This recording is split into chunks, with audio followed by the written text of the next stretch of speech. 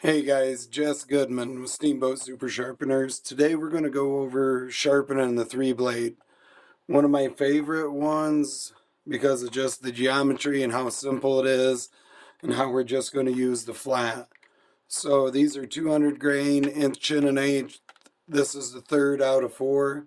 Guys, we are going to have a Stay Sharp 3-blade sharpener on our website. We just got to order these guys in, and this will help with your 3 blades so you're not cutting yourself for one, but to get even pressure too. One thing is when we're doing them by hand, and I'm going to talk about this, and you'll see what I'm talking about. This one's right out of the pack.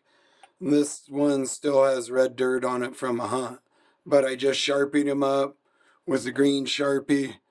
So just hit them edges wherever they're shined up, and it's going to give you a read of what's going on. So 60-degree flat, right? 60, 120, 180, right? And I got B8 on here when I tune my broadheads. I don't know if you guys can see that or not, but when you tune your broadheads and make sure everything spins, so when you unpack, I try to have the same head to the same arrow so it's oriented and I know everything's spun and true. But I'm going to do this one by hand, guys. Again, the Stay Sharp, that's a slick little deal. Get even pressure, but I know the majority of guys out there will probably be doing the pinch. And I'm going to talk about the deflection you can get by putting too much pressure in the middle. And actually, that green head I did the other day, there was a little bit of hollow left, but I want to talk about the edge. Actually, this one. The edge is actually hit on this. So don't spend a whole lot of time re-grinding. Get everything even on the edge, especially on your 2 blades and single bevels. But these guys we're going to get flat. So this one's a used head. So we'll see how I do. A little Windex again. You can use water. That's just fine. Get your stone wet. And guys, I can just go right to my sticks on these, but I want to go over different sharpening methods. So again, take everything out, get more room. But what we're going to be doing, I'm going to be on my coarse, guys. I talk about coarse a lot because I like a coarse edge. I like to ride the burr. I don't know if I should trademark that or not, but I would call it using the burr to doing your cutting. And it's not, to me, it's what I've seen in the field, what I like to use on my everyday carries. So my 3-blade, we're going to be doing a push forward. The big thing is keeping even pressure, duplicating what you're doing, listening to your stone, listening to the feedback of what the material's doing. But the green Sharpie helps out a lot, or whatever Sharpie. Just fill them in, color them up, and we're laying them flat. And what we're going to do is I'm going to try to get about in the middle. Now, if I'm putting too much pressure, it's going to create a belly. So it's going to be hitting more here instead of even. But it shouldn't take too long on this course. And I can already tell just in one swipe. I just got a little bit back here and a little bit on the tip on one swipe.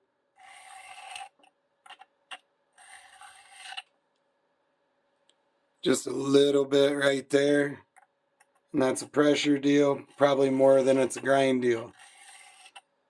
It's about 5 swipes, guys. 5 swipes and the green's gone. Maybe 6, but 5.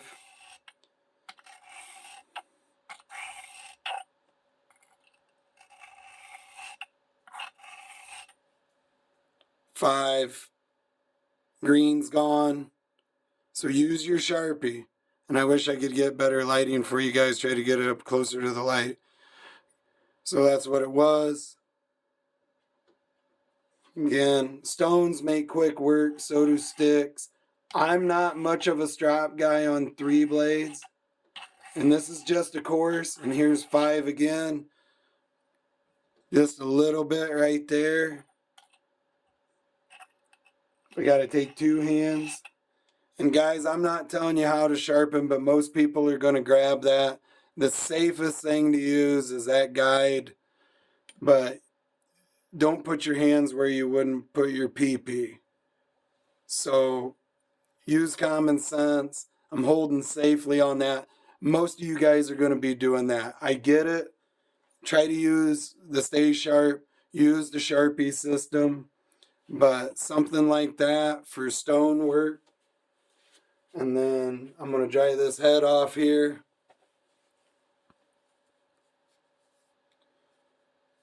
And I always have that indicator on there, that B with the blue B8.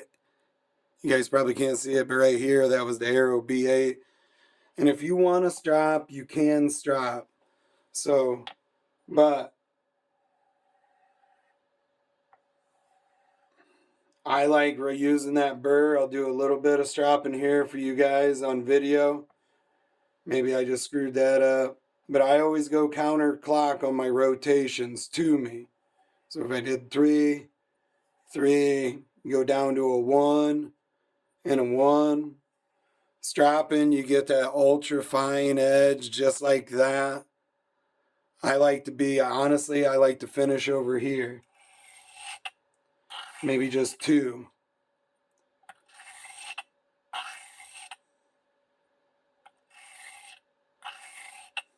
So something like that on that guy.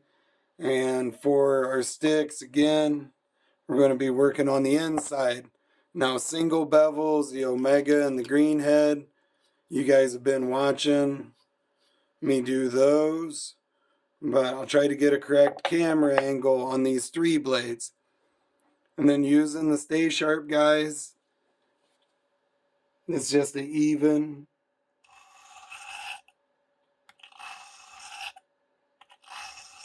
And this one's right out of the pack. There's 4 on a course, and that's just residue. But Stay Sharp guide, that's a great option for your 3 blades. You can check that out on Steamboat Super Sharpener. We'll get them uploaded hopefully tonight. And then you just rotate again on your guide. And be careful, man, handling those 3 blades. Some guys don't think that 30-degree is that sharp. What I like to call it is perceived angle. When we got a steeper angle on that 3 blade, that 30, it doesn't feel as sharp. Uh-oh. Mom's gonna beat me on that. But we'll donate that one.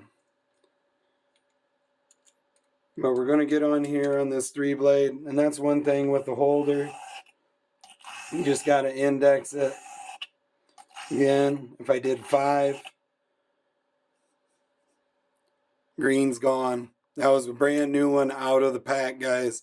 And that's got a wicked, coarse, abrasive edge. And remember that 30 stout, so 230, a 30, it's going to be a stout angle. But, yeah. Dang good heads, the 3 blade 1.1 I really like that head. Now we're going to use our sticks. I just threw in the Stay Sharp kind of out of order, but that is an option. Now I'm going to talk about if we were using the regular sharpener, I want to be on the inside. You guys have been seeing me work on the right bevels on this rod. I'm going to be working on the inside rod for my 3 blades. I talk about ergonomics. I'm trying to get set up so you guys can see it. The closer it is to you, the better it is. Don't be in your belly, but somewhere like this. And I'm trying to, for media's sake. But again, I'm just going to take that right off the coarse stones. All the green's gone. And this one was the one from Red Dirt Planet. So I'm going to work it on this inside rod. Now this inside rod, all I'm doing, if I was holding a sharpener, I'd be back here on the heel, the butt end of it. But on a 3 blade, all I'm going to do is set it up flat on that rod, and it's a drag flat.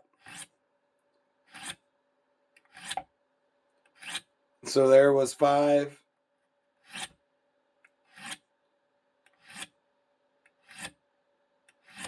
And listen to that sharpener. It's telling you a lot. If I want to get into a little bit of a new spot on that rod, and everything was counterclock. So if I do 5, 5, 5, and I know where home is, I'm on that B8 there.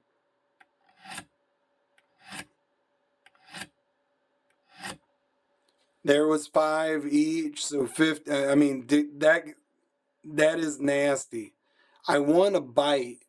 I don't want this personally. I like a little bit of a raspy edge. So if I did 5 on the first one, maybe do 3.